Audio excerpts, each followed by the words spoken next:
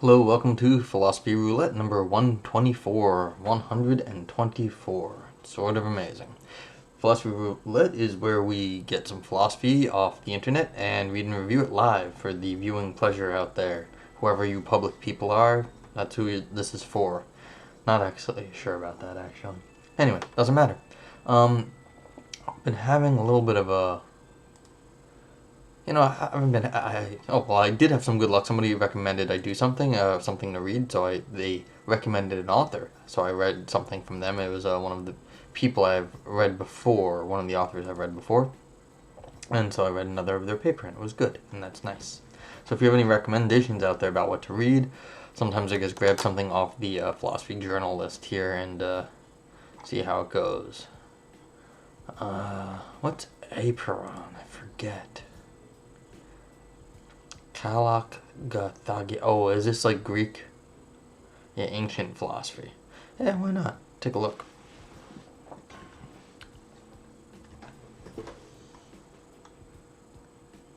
Oh, I tried to get this stuff. Okay, I see. No downloads. It's not here. That's too bad. Well, what am I complaining? Let's just see if it's still not there.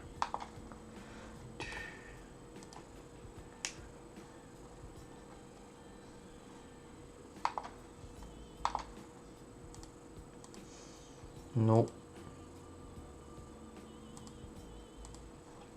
Alright, try a different journal. Ergo is open access, except every time I go there, their paper is like 4 billion pages long, so it's like, I could be reading for 2.5 hours, but I don't really want to be reading for 2.5 hours. Yeah, see that? That means there's nothing lower than 16 pages here, which is, unfortunate. Let's see, and this is not even there. Web page is not even loading, so I can't do anything about that. Yep, a whole lot of long papers. That's one of the benefits of the online distribution of papers. You're not restricted by page count as you are in physical magazines. The downside is that people feel like that gives them free rein to write long papers. Now, as Pascal said, if I had more time, I would have written a shorter paper. Or shorter letter, I think is the quote. And I always get that. It's like, it's harder to be concise. Mind. Maybe we'll try some mind and language. Alright, let's just see if mind is anything new.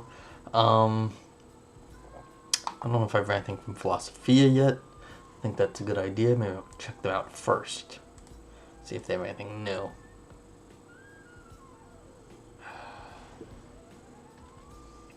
Well, this looks promising. Closer to the truth. The egalitarian fallacy. Let's see what else we got. Big history value in the art of continued existence. Reactionary moral fiction. The kind object. Composers and conformers. Oh, alright, so this looks like they have a lot of shorter things. Maybe they have really small font. I don't know. Let's see how we're doing here. Oh, wow. I like this. Peter Bauman and Philosophia. Alright, from Swarthmore College. So, well,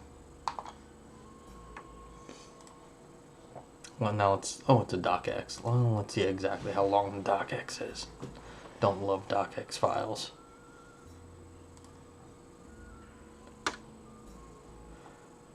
In some sense, docx are, of course, great files. I mean, you can modify them and all, but like PDFs in this format, that way, this sort of means that I don't have there's nothing for me to break when it's a PDF. Like, there's no real trouble with the file. Let's see. This is just the abstract. Alright, so the file is not available. Boo. Alright, that's fine. Looks like there's plenty of other exciting things in this journal. And look how many things they're putting out. Alright, do I care about anything in the other ones?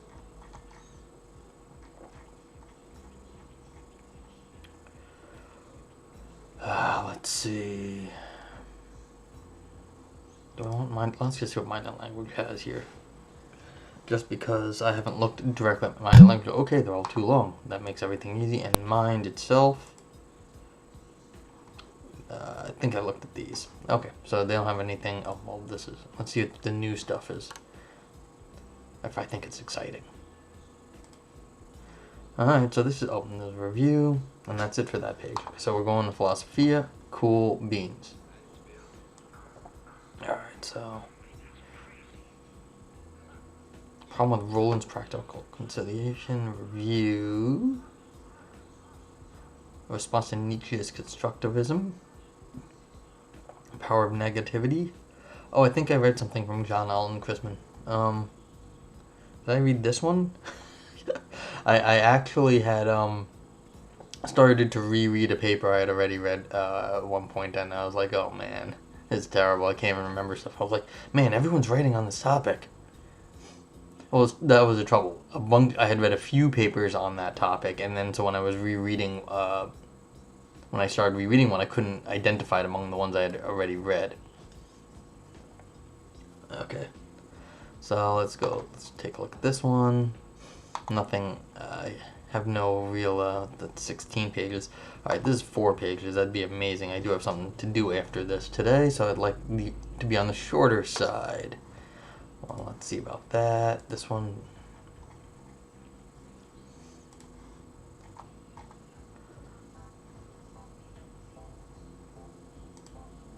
This is 12 pages, egalitarian fallacy. Of reason of normal font. This one is, come on, oh, do you have to sign in? One of 49 pages. That's amazing. Okay, so that's not good. The kind object, 1 of 4, let's see.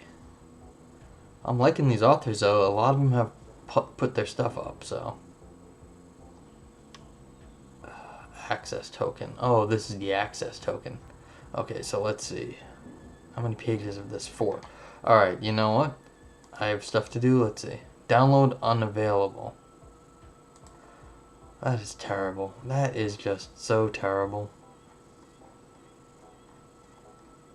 I mean, is it really 4 pages? I'll do it because oh wow. Alright, I'm going to do this one real fast.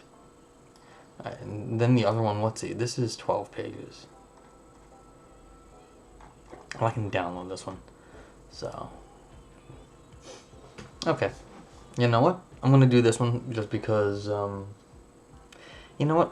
No, I find it rude that, well, no. Well, let's see, do I care? Why can't I download stuff?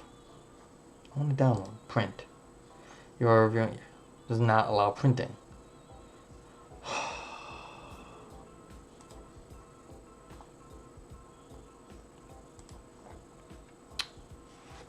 Okay, see the problem is I like causal closure, and so let's find out. I want to read this one. Okay, so that's what we're going to do.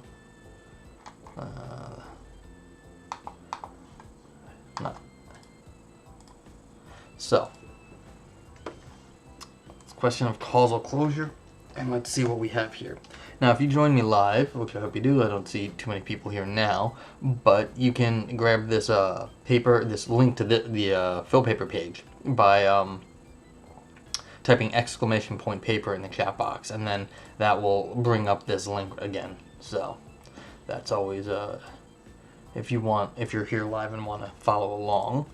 Of course, the link will be in the show notes below if you're watching this later.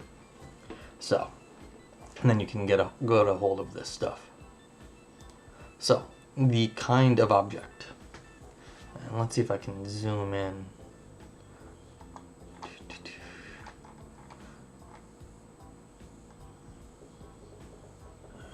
Okay, that's good enough. There we go. At least you'll be able to see on the video.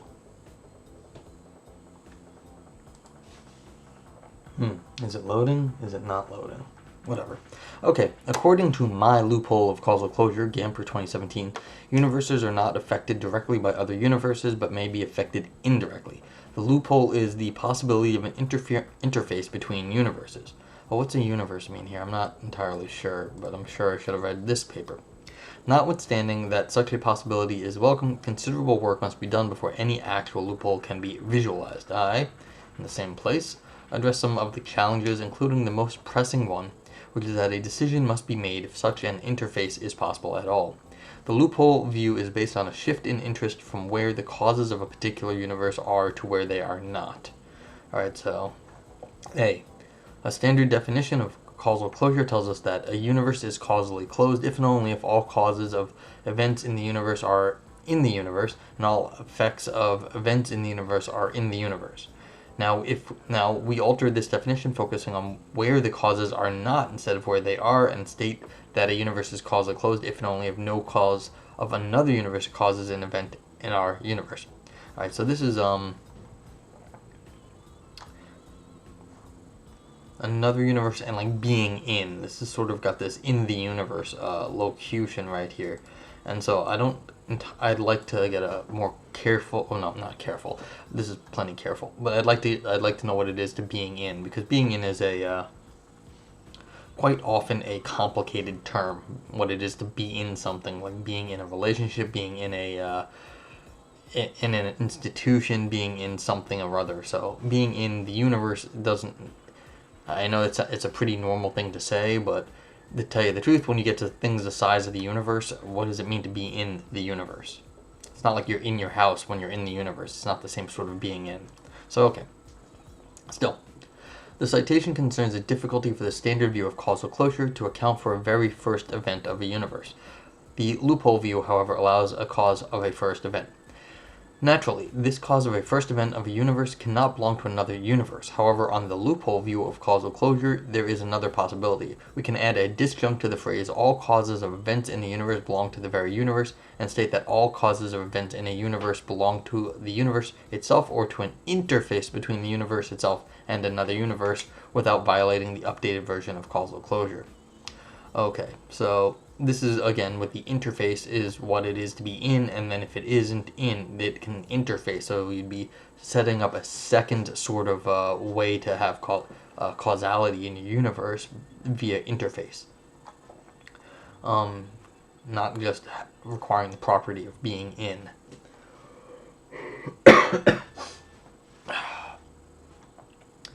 And I guess by defining causality in the negative, saying anything that is not from without the universe, you can say, well, there's an interface that's not without, but it's also not in. Alright, so that's the loophole there. Focusing the disjunct version of causal closure, if it can be shown that an interface is impossible, one would simply let go of the second disjunct and maintain the standard view. Leaving the question of whether a loophole is possible aside, there are at least two major obstacles for a search for a loophole before a search for a loophole would be meaningful. One is that the interior of such an interface should be sketched. Well, if there's an interface, that's implying that there is some part of the interface is in the universe. I guess part is not in the universe. With the altered definition of causal closure, an interface is conceivably as consistent with causal closure. However, before making judgments as to the possibility of an interface, there should be some acquaintance as to what it really is that is possible or impossible. In the same area, I addressed one aspect of this in relation to contents. In a universe, there are kinds of causes, effects, and events. It seems, though, that interfaces also have these kinds as contents.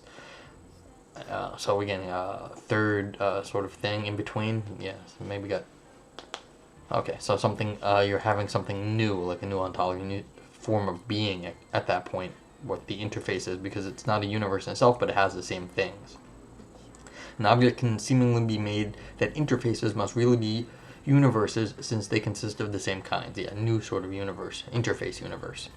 A resolution, though, can be thought of in terms of, for example, quantity. A mathematical point, for example, consists of a kind of points just as mathematical line does. Even so, the mathematical line is not perceived as a point, and the mathematical line is not a point, and vice versa, not perceived.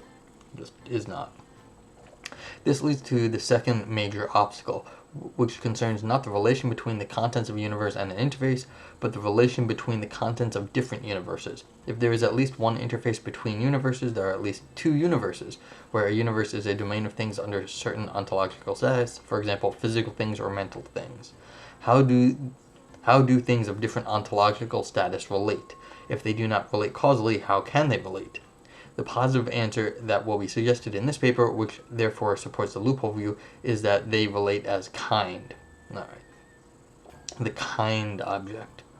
If there is at least one interface between universes, it is apparent that there is at least two ontological kinds, one for each universe. Yeah, and at least one in each universe. Therefore, if there is an interface between a physical universe and another universe, there is a universe of physical things and there is a universe of non-physical things. If we call things and objects, there are physical and non-physical. If we call things objects, there are physical and non-physical objects. Okay. Things objects. Physical objects are obviously not of the kind non-physical objects and vice versa. Even so, if there are interfaces between any universes, there are different kinds of objects, which means there are different kinds of species of the kind object is. So you'd have indexed objects to universes at that point. Even if they're both physical, they'd be universe 1 physical, universe 2 physical. Although self-evident, it should be stressed that if there is at least one interface, there are at least two universes. Well, you could have like a wormhole from one universe to a different part in the universe. Perhaps that wouldn't be. I mean, then it would slice at how you mean at least two universes, because maybe it'd be like a temporal wormhole. So you've got state 1 of one universe and state 2 of the same universe, but that wouldn't normally be connected. But yeah, there are at least two. It's not an interface that only interfaces with the same spot doesn't really interface much, so that's fine. If there are at least two universes, there are at least two kinds of objects. Therefore, if we use physical object as a starting point, there are physical objects and there are non-physical objects, meaning that there is a higher order object that encompasses the ontological category of objects. Well, I guess. I mean, you could like shorthand and just say, well, this is just what we're calling it. But okay. It is thus implied that if there is at least one interface between universes, there is a higher order object as compared to physical or mental objects, for example. This in turn means that higher order object is neither physical nor mental, for example. It is in the same fashion as the notion of mammals are neither cats nor dogs. Yeah, that's a genus. Cats and dogs, however, are mammals, that is, physical and mental, if there are any objects are of the kind higher order objects. Well, I mean, it's like saying there's a genus, like they're all mammals, or like they're all of a certain species, but it'd just be like, well, we have two universes, like saying, well, this is a cat and that's a cat and they're both of the same species. Now, does the species exist? Well, that's a concept. I mean, you can argue about that plenty, but I mean, it's like we've got physical objects in universe 1 and we've got physical objects in universe 2. They're both physical objects, and then so that'd be like a genus of physical objects. Like, that's okay. I don't see, well, I mean, I don't know what the ontological significance is right here. The difficulty in overcoming the second major obstacle now becomes clearer. In the history of science, we have seen different attempts to unify heterogenic clusters of objects. These attempts, at least the ones that have left marks in the history books of science, have frequently concerned different types of physical objects. Thales of Miletus, for example, thought that water was the root of everything. If that were true, metal and wood would be both water.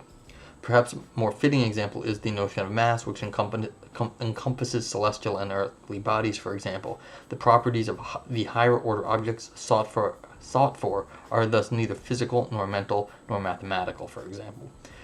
With that said, it must be noted that there is a basis for exploring the properties of a higher order object. On the one hand, higher order object has some negative properties that can be stated. On the other hand, it also has some positive properties that can be stated. Yeah, I'm a little why is this just not just sort of the genus, like a tree of life? We just have a tree of physical objects in that case. It'd be a metaphysical tree.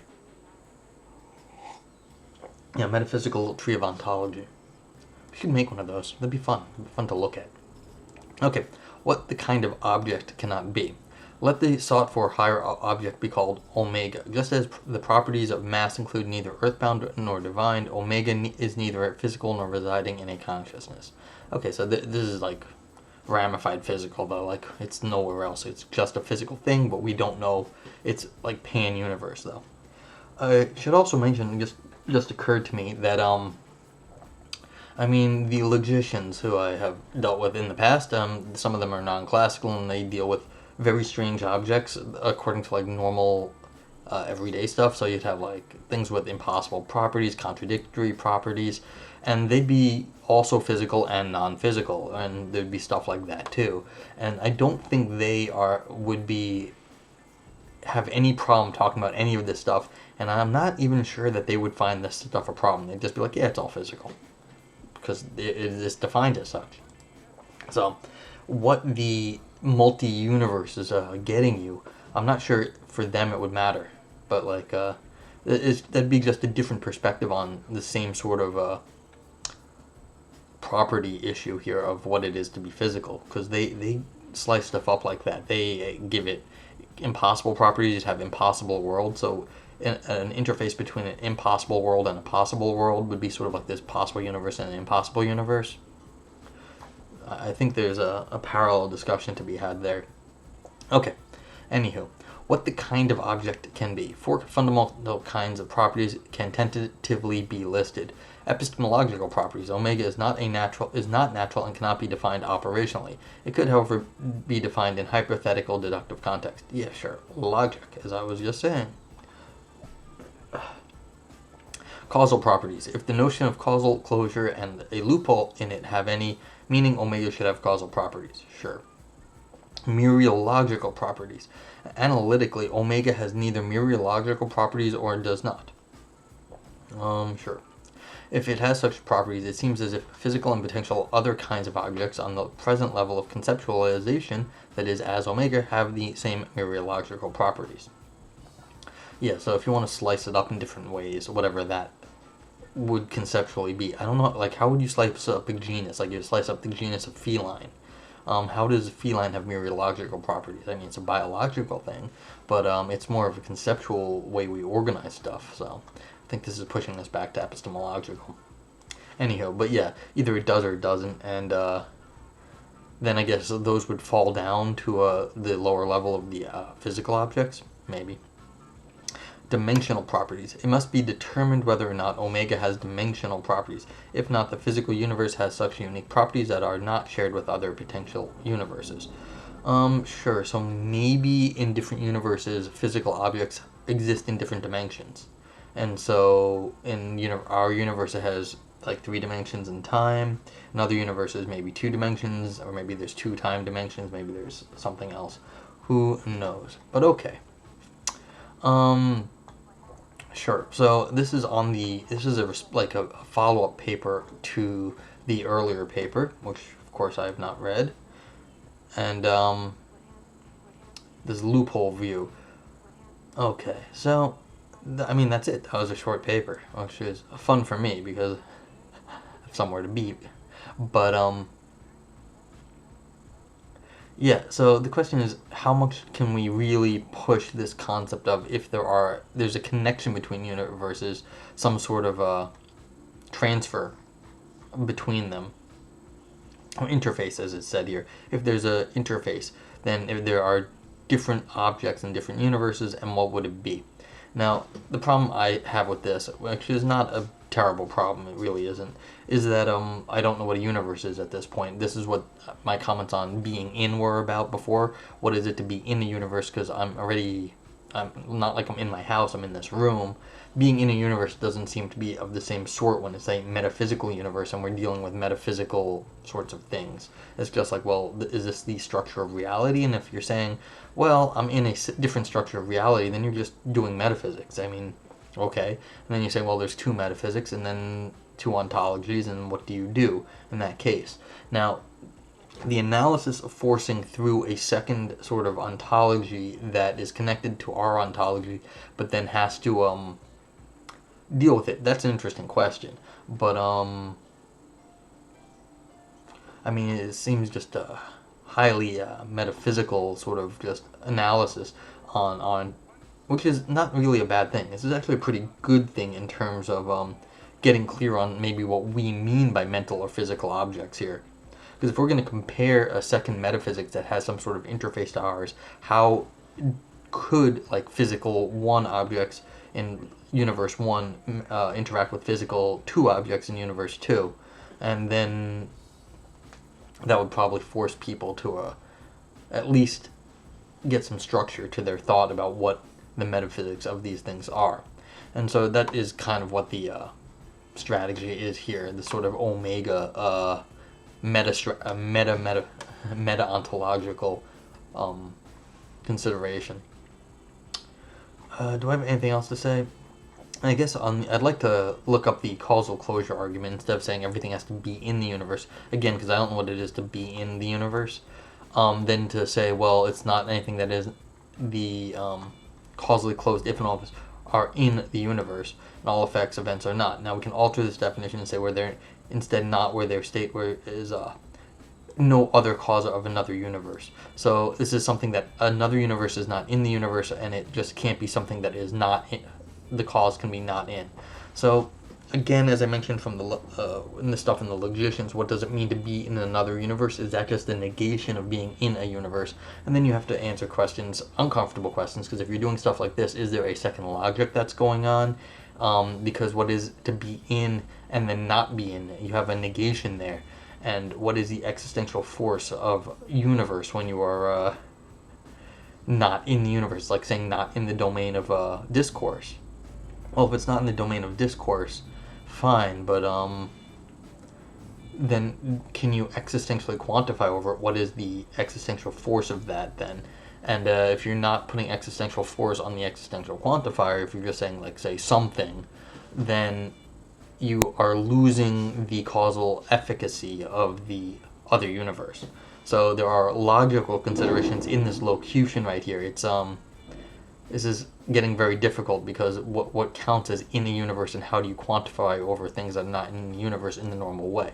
As I said before, of course you can do this sort of thing, but the details there might actually matter to this account and how we understand this and the metaphysics of it. Okay, and that's why I wanted to do this paper, even though it was short, because I felt like it's always nice when I think I have something to say, whether it's smart or not. If there's any questions from the viewers out there, please let me know. Otherwise, I'm going to sign off till tonight. And, yeah, and that'll be it for now. And I apologize to these folks for not reading their paper. Maybe I'll get back to this one. Actually, you know what? I'll just save this for later, and maybe I'll do that one tonight. So, hey, that's great when I have something new to read for tonight. Otherwise, this was a fun little paper. Someone who wrote a 4-page paper that is fantastic just in general. I like shorter papers, all things considered. Thank you, Pascal, for having the great quip. If I had more time, I would have written a shorter letter. All right, have a good day, everyone. Stay safe. Bye.